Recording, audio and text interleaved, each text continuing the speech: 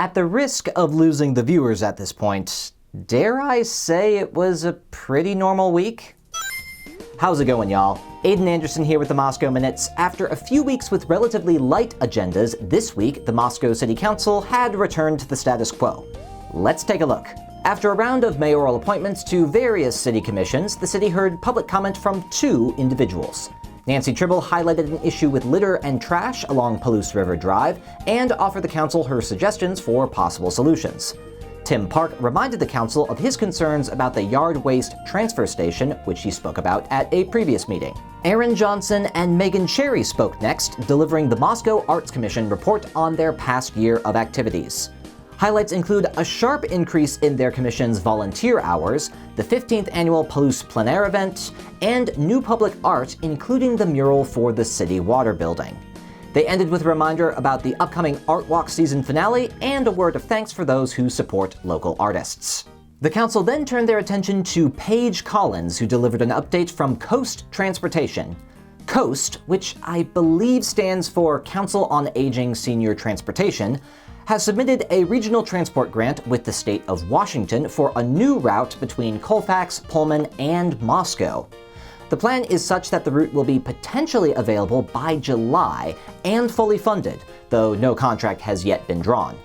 Coast needs about $13,000 to finish their funding goal for the Senior Assistance Shuttle Service, and they are asking for the city to help with this final stretch of funding. Collins said possible benefits for the shuttle could include freeing up ADA accessibility and greater dialysis accessibility for the region, along with highlighting potential stops and answering logistical questions from the council.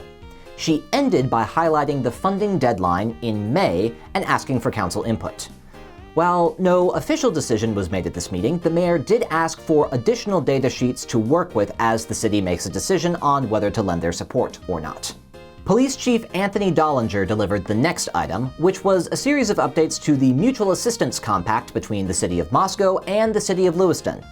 This document allows for direct cooperation and collaboration between the two cities' law enforcement offices.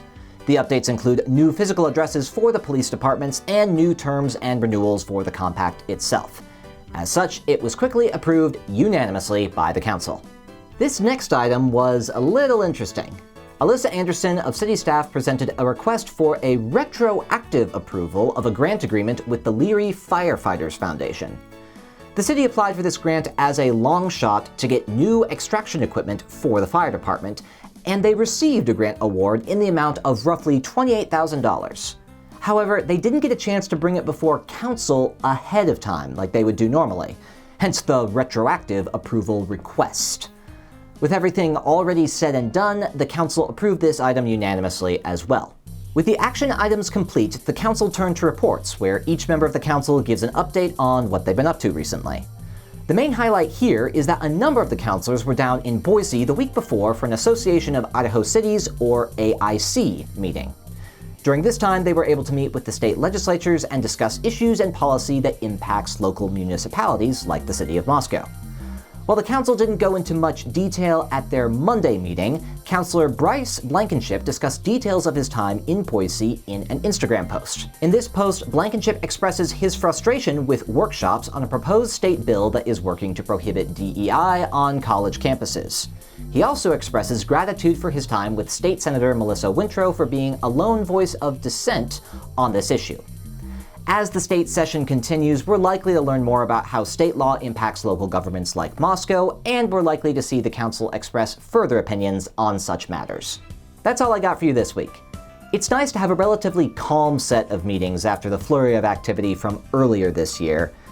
That being said, the work of government is ongoing, so we'll be sure to keep you posted as things progress. As always, we'll have the relevant links posted with this video, and if you have any questions, please reach out. I'm Aiden Anderson with the Moscow Minutes. We'll see you next time.